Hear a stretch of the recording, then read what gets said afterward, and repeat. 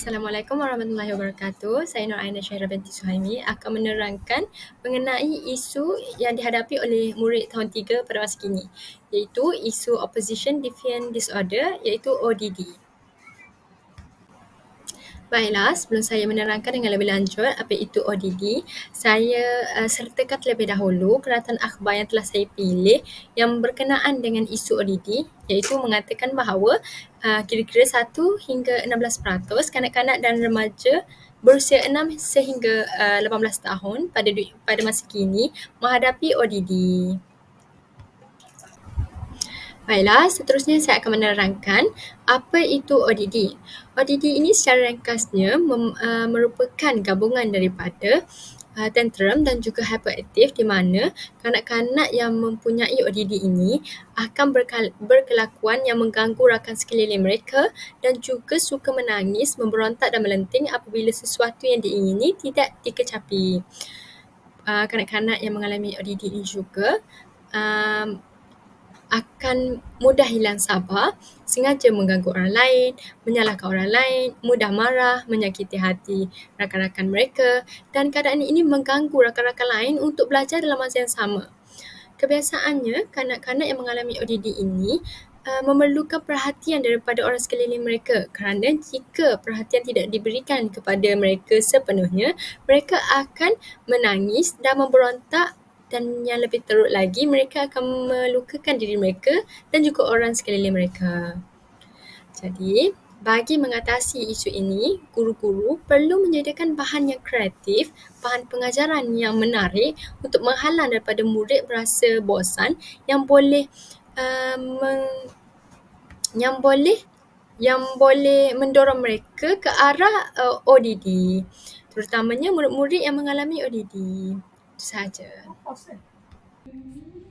Objektif inovasi kami pada hari ini ialah murid dapat memahami dan menggunakan kata adjektif mengikut konteks. Seterusnya, murid dapat menambahkan tata bahasa dan kosakata dalam diri mereka. Dan akhir sekali, murid dapat mengikuti sesi PDP dengan pelbagai aktiviti yang menarik.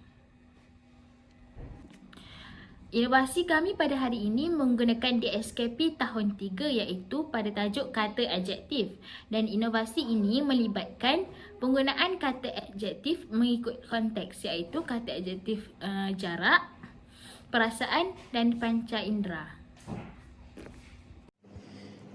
Jadi baiklah, untuk menangani pelajar ODD ni, kami telah merangka beberapa aktiviti, iaitu 2 aktiviti.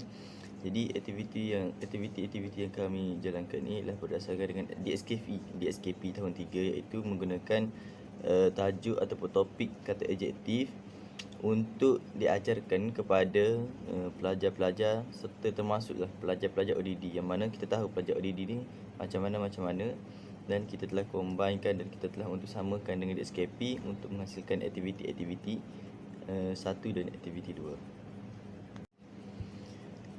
Aktiviti pertama yang kami rancang ialah yang diberi nama sebagai apa perasaan awak. Jadi kalau kita tengok kepada perasaan, dia melibatkan kepada rasa apa-apa semuanya dah terkandung dalam DSKP tahun 3 di bawah topik kata adjektif. Kami sertakan cara bagaimana untuk melaksanakan aktiviti 1 di dalam kelas ataupun dalam PDP.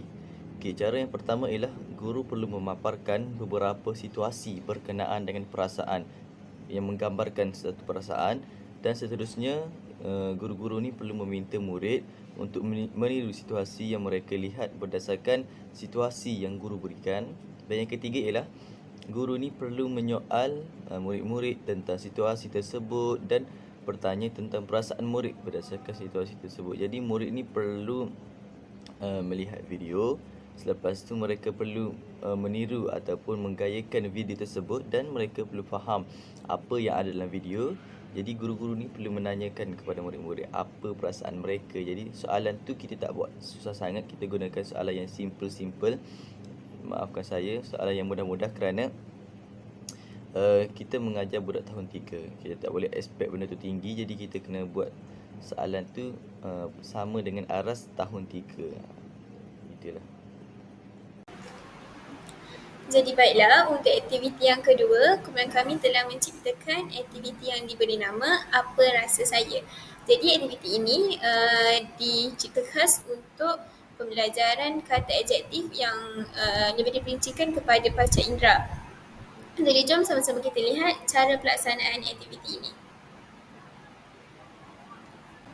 Okey, baiklah. Kalau kita dapat lihat untuk aktiviti yang kedua ni, sekarang dekat skrin ada gambar buah-buahan iaitu buah lemon, biji kopi dan juga buah betik. Jadi untuk aktiviti ni, guru akan meminta murid untuk menggunakan panca indera mereka untuk merasa rasa buah ini dan juga rasa biji kopi dan juga tekstur ataupun permukaan elemen-elemen tersebut. Baiklah, kita teruskan ke langkah pelaksanaan untuk aktiviti Apa Rasa Saya. Jadi yang pertama, guru perlu meminta murid merasa makanan yang disediakan terlebih dahulu. Macam dekat slide sebelum ni, saya telah tunjukkan gambar-gambar seperti buah lemon, buah betik dan juga biji kopi. Jadi selepas murid merasa makanan tersebut, guru perlu menyoal murid tentang rasa makanan tersebut. Macam kita tahu, rasa betik merupakan manis, lemon rasa dia masam dan juga biji kopi rasanya pahit. Jadi murid perlu menjawab apa yang telah ditanyakan oleh guru tentang rasa makanan tadilah. Jadi yang ketiga, guru menunjukkan kad bergambar kepada murid serta meminta murid menyatakan sesuatu tentang kad tersebut. Jadi kad yang guru tunjukkan tadi merupakan gambar-gambar buah dan juga biji kopi yang telah mereka rasalah. Jadi dekat situ kita dapat lihat murid dapat imbas kembali apa yang dia rasa dan juga perkaitan apa yang dia orang rasa dan juga gambar yang telah guru tunjukkan. Jadi yang keempat, guru menerangkan tentang topik pembelajaran berdasarkan aktiviti yang dijalankan. Maksudnya dekat sini guru lepas murid bagi tahu apa yang dia orang rasa, jadi kat sini guru perlu terangkan balik iaitu pelajaran hari ini merupakan tentang kata adjektif panca indera. Jadi lepas itu guru boleh memberikan tugasan bergambar kepada murid-murid iaitu seperti contoh, murid perlu suaikan gambar buah tersebut dan juga rasa buah tersebut.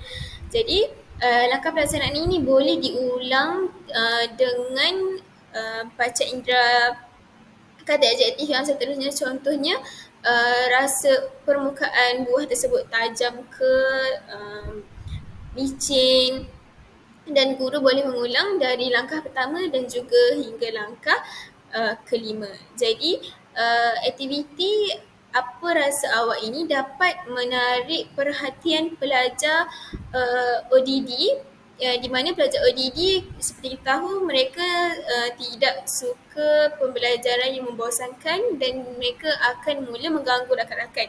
Jadi melalui aktiviti yang dijalankan ini,